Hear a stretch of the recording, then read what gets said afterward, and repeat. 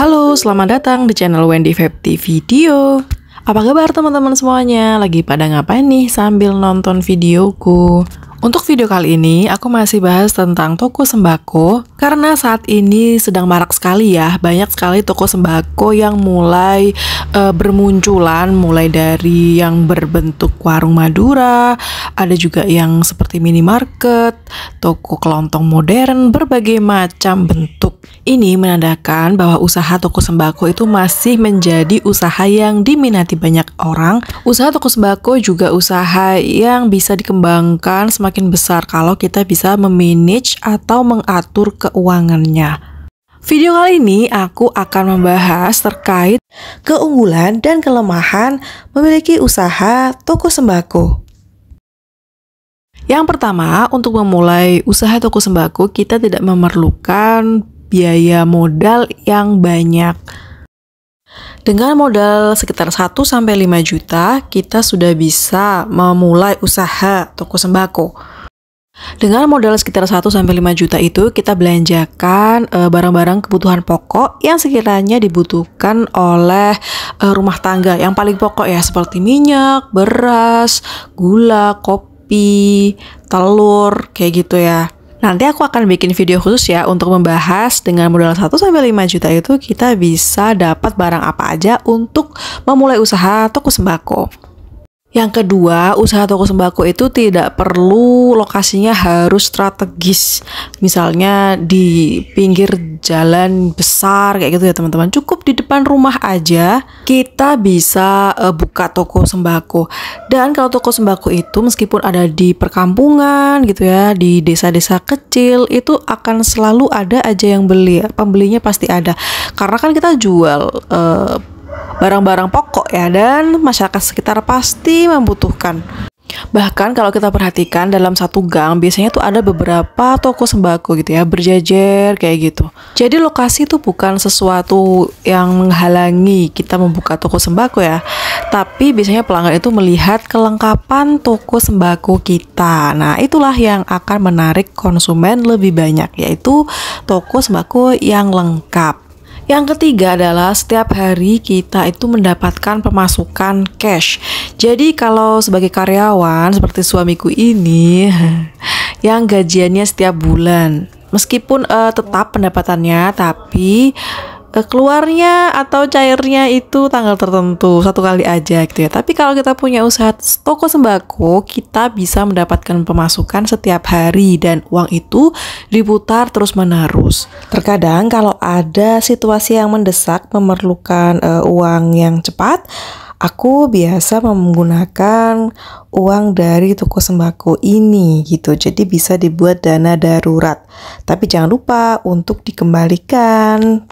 Yang keempat adalah kalau kita punya usaha toko sembako itu kita tidak perlu promosi yang berlebihan. Tidak seperti usaha lainnya ya yang membutuhkan promosi ya. Misalnya kalau punya suatu produk, menghasilkan suatu produk itu kan kita butuh marketing ya, mempromosikannya, mengenalkan ke masyarakat, dan lain sebagainya. Tapi kalau kita punya toko sembako, cukup kita beri banner atau nama gitu di depan ya, toko sembako Uma misalnya. Nah, itu orang-orang itu pasti sudah tahu dan langsung mampir kalau mereka butuh sesuatu.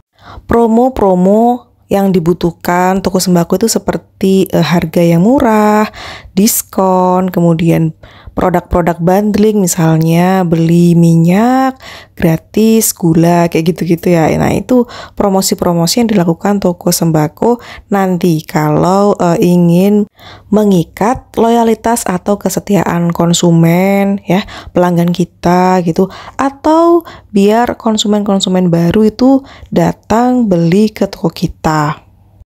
Yang kelima, toko sembako itu usaha yang bisa dikembangkan terus-menerus dan bisa dilebarkan lini bisnisnya.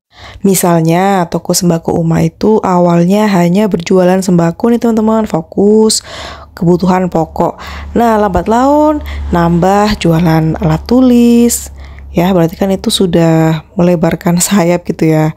Kemudian merambah lagi ke kosmetik gitu, terus plastik-plastik ya, plastik kemasan, lalu snack. Nah, seperti itu tuh. Jadi usahanya tuh berkembang, semakin berkembang.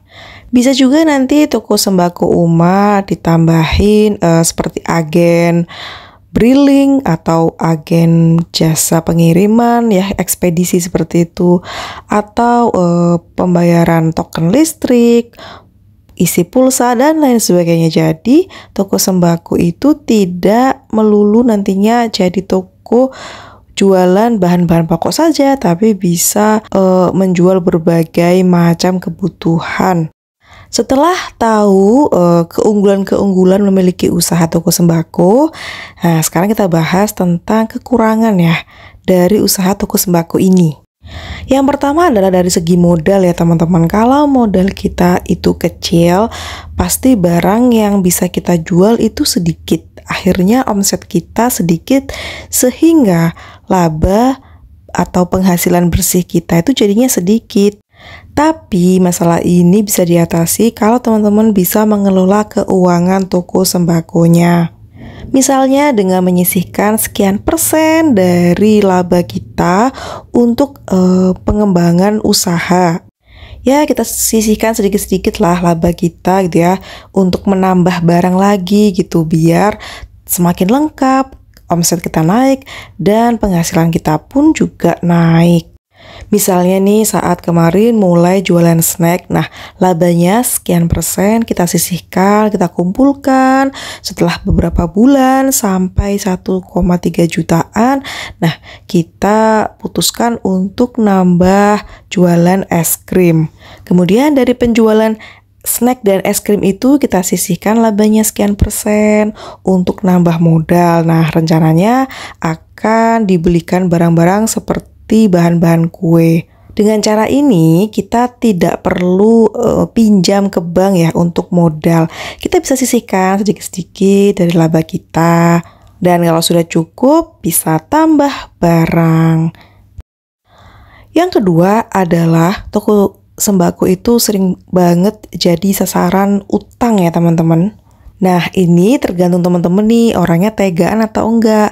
Tapi kalau saranku teman-teman harus tega untuk tidak memberikan kesempatan ngutang di toko kita, karena itu akan sangat mengganggu flow atau aliran modal atau keuangan toko. Bayangkan ya kalau ada orang-orang yang utang ya, 1, 2, 3 orang yang ngutang gitu, itu kan berarti modal kita terhambat ya, nyangkut gitu di orang.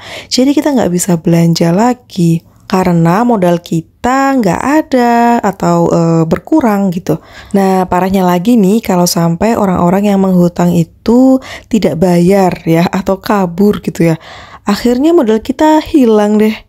Ini pasti sering sekali dialami oleh usaha toko sembako seperti ibuku juga, orangnya nggak tegaan, jadi sering banget diutangin sama orang, tidak dibayar atau pura-pura lupa kayak gitu-gitu macam-macam.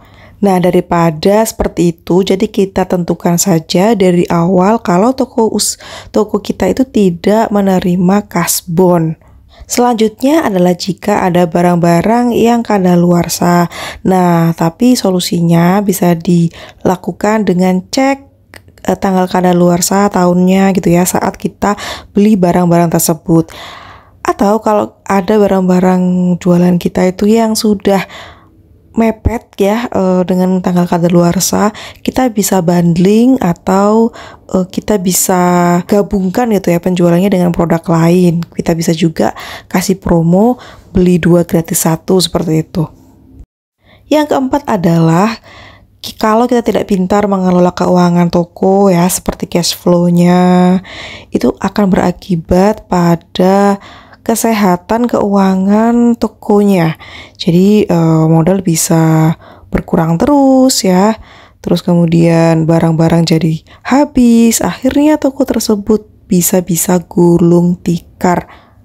Solusinya adalah dengan melakukan pembukuan ya. Jangan sampai kita tidak disiplin mengatur keuangan toko kita.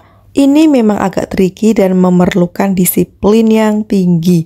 Nah, nanti aku akan kasih video khusus tentang bagaimana cara mengelola keuangan toko sembako, oke?